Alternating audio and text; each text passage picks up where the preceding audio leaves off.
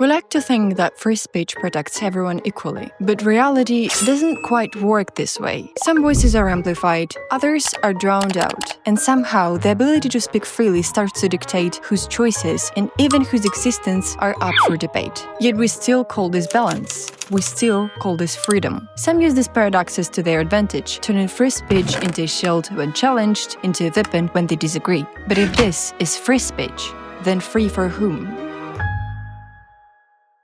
What do we understand about free speech?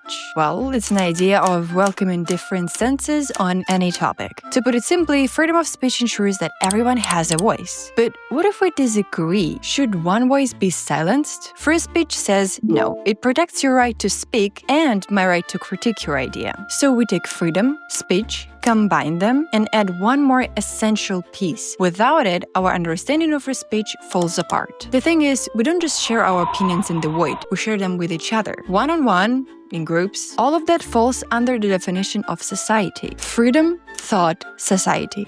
A free-thinking society.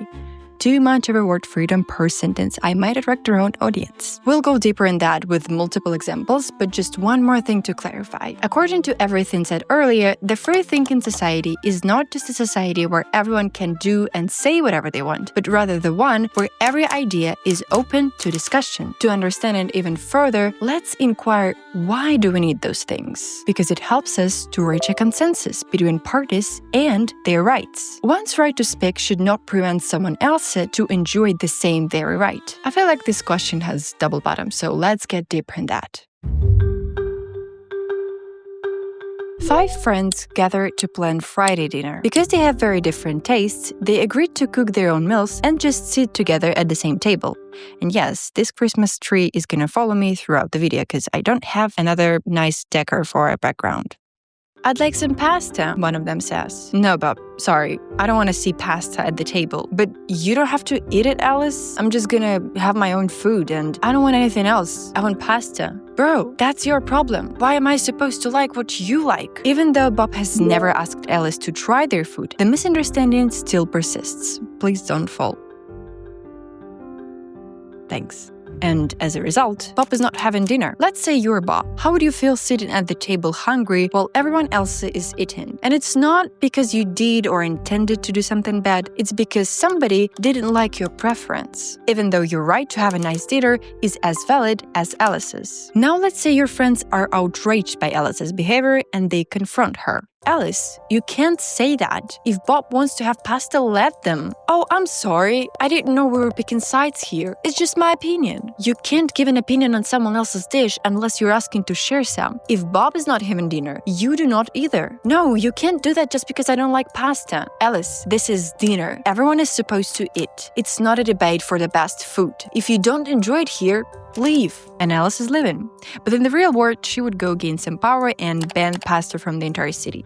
And violently abuse those if they ever caught eating it. What's the moral of this story? Well, in this reality, I attack, you defend yourself. And don't you dare attack me back. From Alice's point of view, having a place at the table means having right to decide what others eat. From Bob's point of view, it means deciding what he wants to eat for himself and having it. See the huge difference? They were given the same rights, but used them in completely different ways. One as a self-freedom, the other as a tool for control. And did you notice Alice's reaction when her friend stood up for Bob? Oh, I didn't know we were picking sides here. With this, the focus of the issue changed. Instead of asking why Bob couldn't have his food, the group were now made to feel as if they were attacking Alice. She wasn't saying Bob couldn't eat, just sharing an opinion, right? But in practice, her opinion led to Bob not eating at all, which she insisted on. And this is where things get complicated. Alice wasn't just expressing her preference, she used her voice to remove someone else's choice. When others pushed back, she framed their resistance as an attack on her, shifting the focus from Bob's exclusion to her being treated unfairly. Why did this happen? What's wrong with the group's understanding of free speech? At first glance, this situation might seem familiar, yet quite challenging. But what if I tell you exactly where the problem lies? But first, we need to clarify one more thing. Let's get straight into that. In another room, there is another friend group. They have also gathered to decide what to have for dinner, but the rules there are different. Because they wanted to avoid conflicts, they elected a food moderator, David, to ensure that no one felt uncomfortable. He seemed like the most neutral person from the group. At first, everything was good. No rotten food, no dishes that smelled unbearable, no allergens that could harm someone. This felt fair, but soon complaints started rolling in. I don't like seafood. It makes me nauseous. Spicy food is too aggressive.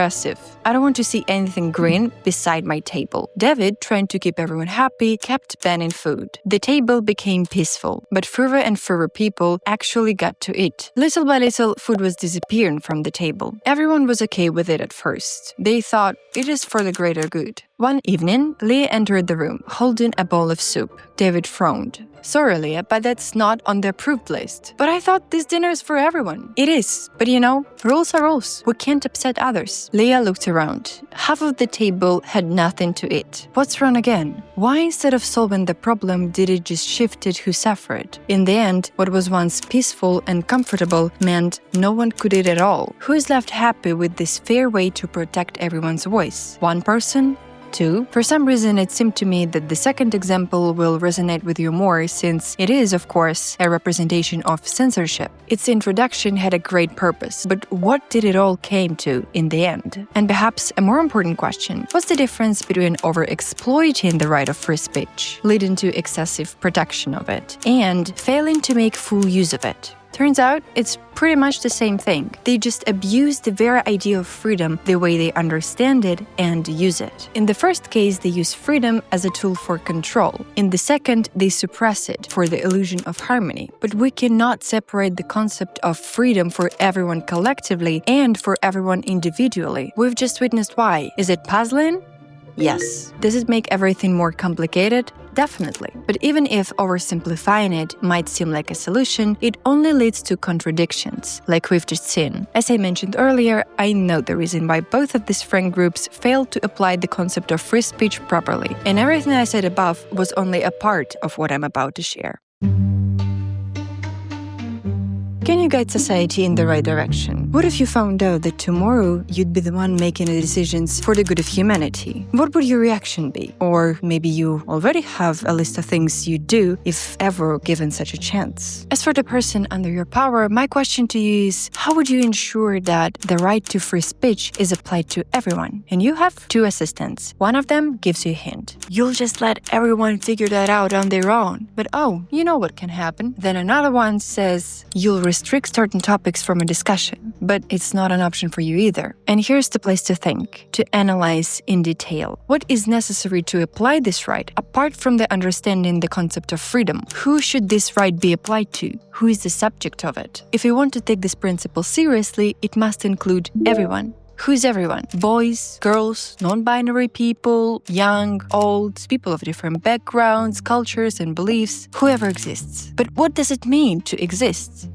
I actually have no idea. But what I do know is that something does not cease to exist simply because we refuse to acknowledge it. Everything that I know metaphysically or in the reality, dead or alive, animate or inanimate, had been real. That's why I know it. So in order to grant the right to free speech, I must first acknowledge that someone's existence does not depend on anyone's approval. Consequently, if the right to free speech assumes that the person has it by default, if we refuse to acknowledge someone's existence as a subject to this right, they cannot exercise it. Therefore, free speech, the universal principle, is no longer universal, but selective. And when someone has something that others don't, because of unfair circumstances, what do we call it? Can it still be called a right? Maybe, but it resembles a privilege. You can speak, they can't. Why? Because we deny their existence, which is wrong at its core. So when you talk about the danger of unfair distribution of free speech, there is something that cannot be up to discussion. It is someone's existence and their right to exist. This is one of the pillars of understanding free speech. Take it away, and there is no longer freedom of speech. You cannot claim to care about it, while at the same time prohibited someone from enjoying this right. If you want to get deeper into the question of recognizing someone's existence, watch my previous video